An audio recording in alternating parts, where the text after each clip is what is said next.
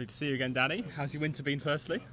Yeah, it's been very good. A bit of training, bit of physical work, getting my shoulder back up to speed, and it's been enjoyable. But I'm looking forward to the summer now. So get some cricket in. That'll be really good. Perfect. And I can imagine it's been a relatively frustrating winter after the end of last season with the shoulder, of course. Was it quite a long wait in recovery, or were you able to be quite active during that time?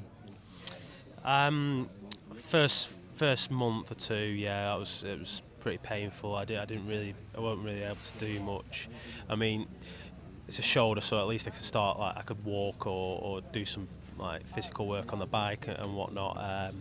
So that kept me sane. But I always want to play cricket, and that last 2 months of the season that I missed, that was painful. That was really painful. I'm doing everything I can to not let that happen again. And is that a lot of rehab and sort of strength and conditioning now to make sure it's as durable as possible? Yeah.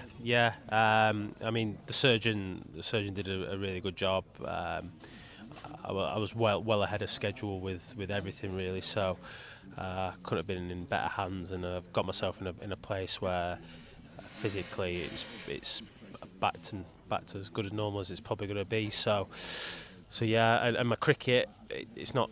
It seems so far, touch wood. There's no wood around. No, unfortunately. Touch wood. That it's in a better place than what it was last year. So I'm really looking forward to the season, and I think I can do really, really well. Brilliant. And of course you've had the two-day matches as warm-up before this. I was watching a bit of it on the YouTube the other day, and I don't mind saying that your batting looked pretty solid. Yeah. Obviously your bowling's been going pretty well as well. Yeah. Not at the wickets, but there's no point wasting wickets in pre-season. But no, I'm happy with where my bowling's at. I feel like I've put on a yard of pace. Not that I'm overly fast anyway, but that extra snap. Hopefully I can take a few more wickets this year, and my batting, I'm pretty confident where that's at. I know what I'm doing. I'm not going to be really reinventing the wheel at my age now. So no, I'm happy with my games. I'm looking forward to Warwickshire. And it was very interesting inside there that Farby was revealing to us that he's looking at playing a third specialist seamer this season rather than having the dual all-rounder of you and Finn last season. So are you kind of focusing a bit more on your bowling in training to make sure you can sort of nab that spot if it's available? I always concentrate hard on my bowling. I'm of the impression that I can only control what I can control. And if I start thinking about this, that and the other, I don't think it's going to benefit performance in any way, shape or form. So I'm just going to do me, and hopefully that's enough to, get me in the team and do well. But having said that, I think my game's in a really good place, and I'm not overly concerned about anything in that nature, really. Of course, and you are one of the few players in the squad who do have existing Division 1 experience, because the squad has been mainly composed of younger players. So are you expected to be leaned upon this season as a player who can lend a lot of advice and experience during those tough moments?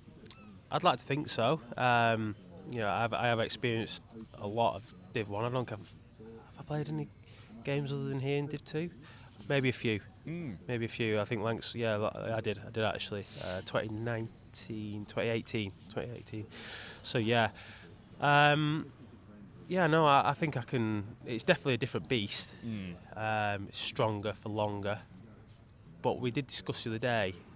I made a point. It's not like it's a different sport, and much of the same will work. It's just, can we do it for a bit longer? Yeah. And I think that mentality will stand us in good stead.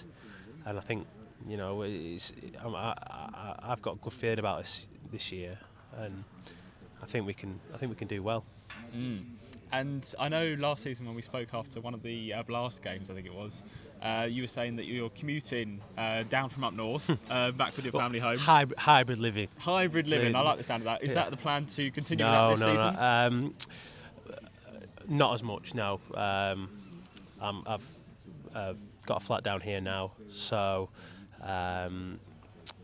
still got my place up north, but I'm sort of going to be around a bit more for the summer and like for training and whatnot. I want to put more of an emphasis on it, especially like again, Div 1 a bit of a different beast. Maybe won't get away with not that I didn't. It sounded a bit bad this, but not that I didn't like put all in. I did, but just with my living situation last year wasn't ideal. Where that's sorted now and hopefully, pay dividends.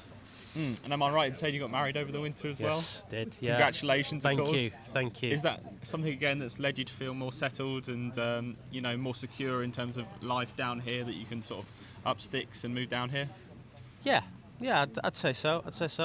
It wasn't necessarily that anyway last year.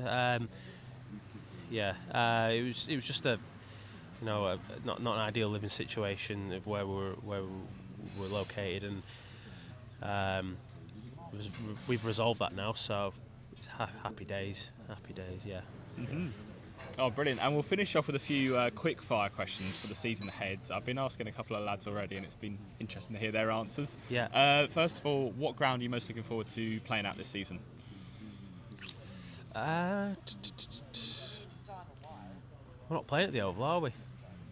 Well, we will be, of course, in Division 1. No, I don't think we are. We've only got a home game, I think. Oh, yes, we do, don't we?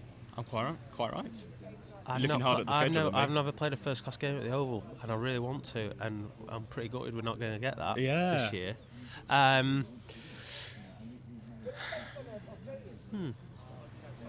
Edgbaston's a great venue. I like that.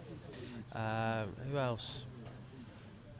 Not played a 4-day game at Somerset since I was involved in that tie in 2017. Oh, wow. Yes, incredible. So I'm looking forward to that, Yeah. I'm looking forward to that. Be nice to go there and maybe correct it by getting the win. Yeah, hopefully. Brilliant. Let's go through the competitions as well. In terms of our squad, who do you think will be our top run scorer in each of the 3 competitions this year?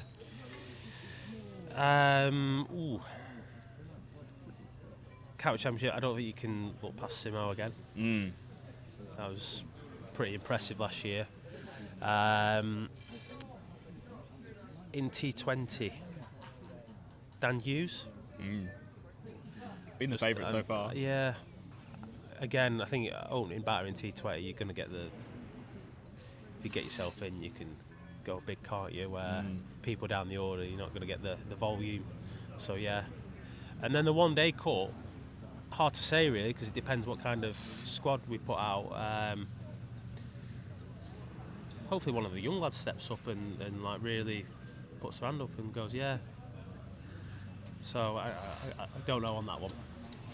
Okay, and I'll press you on wicket takers in all 3 competitions as well. Yeah.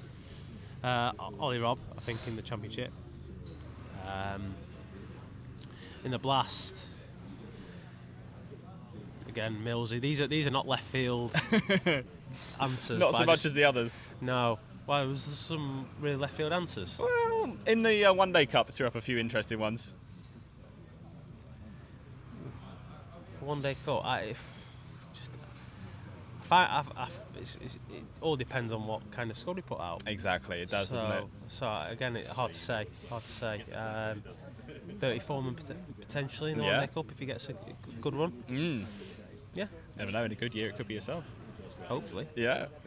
Brilliant. And final question would be, who would be the breakthrough player or the wild card for us this season? Croaks looks like he's bowling well.